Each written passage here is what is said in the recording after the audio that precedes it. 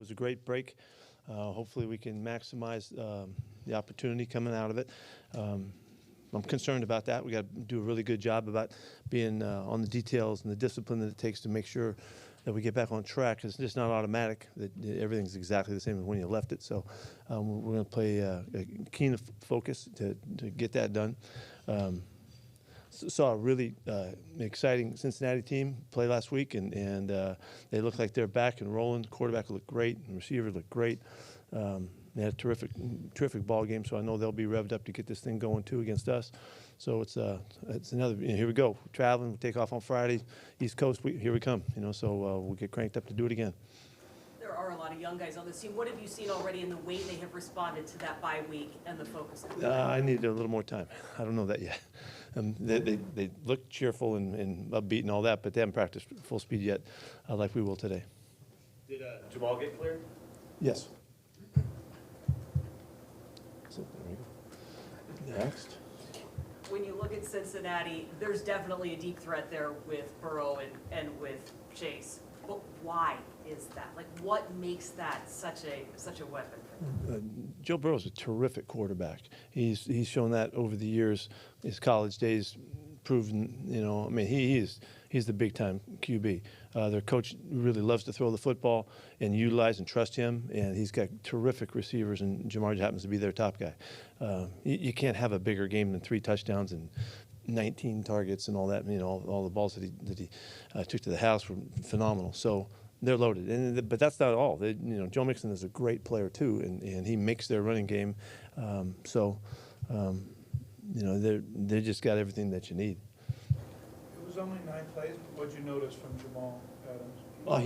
He got through the preparation of it. He got going, made a couple plays out there, and got started. I had not intended to play him the whole game, as it was, and so the fact that he came out a little earlier than we wanted to, and he's okay now for this week to go. He hasn't missed anything, I'm really excited for him to get back going again. He really had fun in the preparation, and I know he was jacked about being out there, and it just didn't last long enough. What did you see in the little time you had the 3 safeties on the field? What did that give you? I don't know. It looked okay. Keep that under wraps. What kind of challenge is Trey Hendrickson? He's really fast. Takes full advantage of that in his pass rush. He's got 6 sacks already. He's been off to a huge start. He'll take advantage if you set wrong or you get off the ball late. He's going to take full advantage of it. He's a real speed-oriented guy that really he'd scare the daylights out of anybody coming off the edge. Are Phil and D-Lou going to practice today? One of them is. Which one? Phil's going today. Will Charles Cross be able to? Charles is practicing today. Yeah, I'm excited to see him out there. Bobby Wagner coming back was obviously such a big story for a lot of reasons, everything he meant to the team. Did all of that has it almost overshadowed how well he's playing through 4 games? I don't know. You guys answer that one. I don't know. But he, 17 tackles again, this past week. He's been terrific. And so I don't know about it's overshadowing it or not, because he's doing everything that he's always been able to do, and he looks great doing it. So we're really fired up for him, and he fits so well in the scheme and controlling everything too. It's just worked out great. Has this been what you were expecting when you got him back? Yeah, at least. Maybe more so. The numbers are more so. And I don't know where he is, around the league tackles wise, but you got to be doing pretty good to be beating him with his numbers already. What has BT brought to your coaching staff, and how are you seeing that sort of? Yeah, he's added a ton, and we've never really had the guy that specialized just in pass rush, so it's a new experience for us.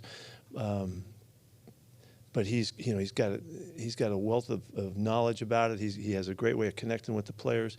They really they hover around him to try to find out what he's going to tell them next. And so it's a nice part of our scheme, and it's nice to see that we've really picked up in these last couple of weeks, become pretty effective rushing the passer. And if we can keep that going, then his imprint will be really obvious. Does he work with the interior guys too, or just the edge guys? He works with all of them. Yeah.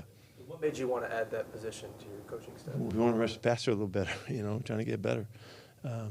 He's a unique skill set. A number of many guys like him, And we just heard a lot of good stuff about him from players that had worked with him that really relied on him and all. And we just did our homework and had a little inside information on him, and we're fortunate to get it done.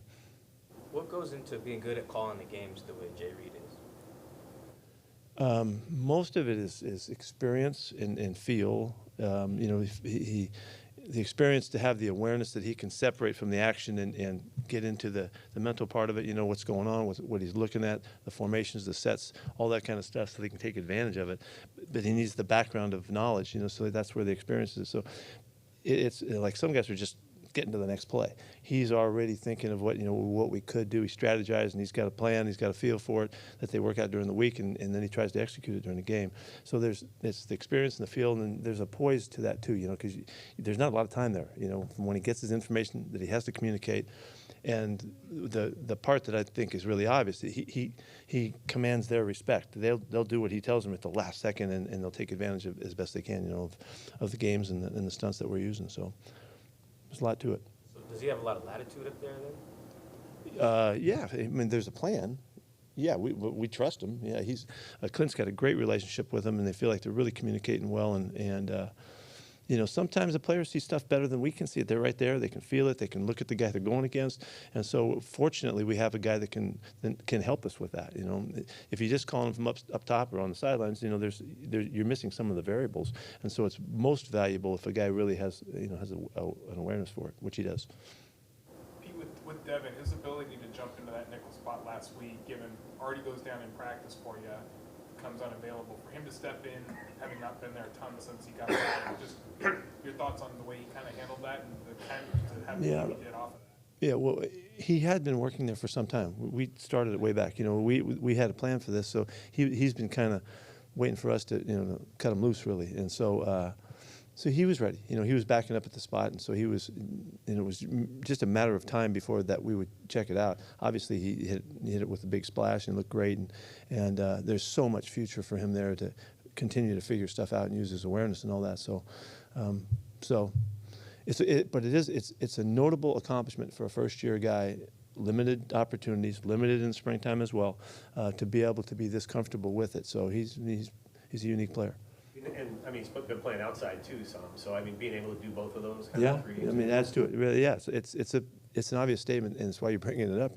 Not many guys can do that and do it effectively and be in command of it. I was noting today, just in the walkthrough, some of the subtle things that he's aware of.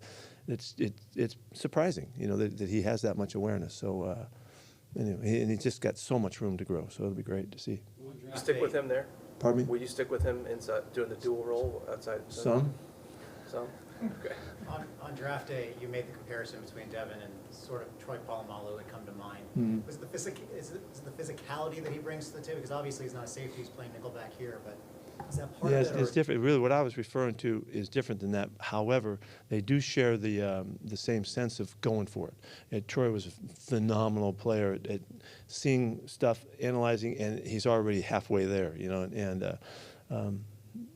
Devon, he's got a real sense too, and both of them have the confidence from wherever that comes from their history of always having a sense, and then the plays that they've made since they were little kids, that gives them the confidence to go ahead and take off and take their shots. You saw a really good one. They had a double pass, that they threw, and a guy could analyze that in either way. If he sensed the pass, he might have felt the opportunity to drop, but he saw it as a pass that he thought he could get to the guy, and he went for it, and then, and he wrecks the play for him. So that's just stuff that guys either they kind of have it or they don't. We try to always increase their awareness and stuff, but that's why he's a unique player. One more with Bobby being back. So I didn't do good enough last time. No, it's not. A little bit more. The run defense, obviously, the improvement's been a big story so far this year. I know there's a lot involved, a lot of players, scheme, but his presence alone, what has that done for the run defense getting better? No, it's a factor, like Jay Reed, seeing things and analyzing things and making the proper call, the adjustment maybe, or just the awareness, or just a tap on the guy's butt to tell him what's coming or whatever. All of those little subtleties they just make you a little bit better, a little bit more, apt to make the play that's coming at you. So there's a lot of subtlety to that too, just like it is with Jay Reed. in sensing when to and how to take advantage of the opportunities. Bobby's done that, but I know that he's helping guys around him. You can't have more experience than he has, and he is a good communicator, and and he does have the awareness to go ahead and share it with guys. Has it been good for Jordan too? I mean, having Bobby. I was thinking that as I'm saying it, that I'm sure it's helped him even more so than before. Now Jordan's game has slowed down so much; he can see things so much better than he did, in his first year and all that. I'm sure that in the two, and Jordan's helping Bobby too. They both share a great awareness. Jordan doesn't lack in anything. He can see it all and he can feel it and all that. So. But the two of them together to use each other, one might see something the other one doesn't. So it's a good team. You've got teams that are this close in turnover differential and takeaways. What does that tell you about the style of play you can expect on Sunday? Yeah, well, these guys are just a really good club. They had a couple of games that got away from them, but they have all of the experience and they're coached really well. They're really good on teams and defense, and in all aspects of their game. So. It's a great matchup for us. We have a lot of regard for these guys, and we're going to have to play really well to have a chance to get them at their place. So, hopefully we can match wits and match the hits on game day and see if we can't get ourselves a win. I got a little something going there. Yeah. I could have kept going, but Wits and hits, yeah. Kobe and Artie Burns, how are they doing? Yeah, they're both trying to get back. I mean, it's the best I can say. They're not back yet, but they're trying to get their way back. They're not far off though. Is there anybody who would return to practice this week, like Kenny or those guys who were then on? No, not Kenny, not yet. Pete, on blowing him off he's talked about off-season, you look at the film, the game slowed down.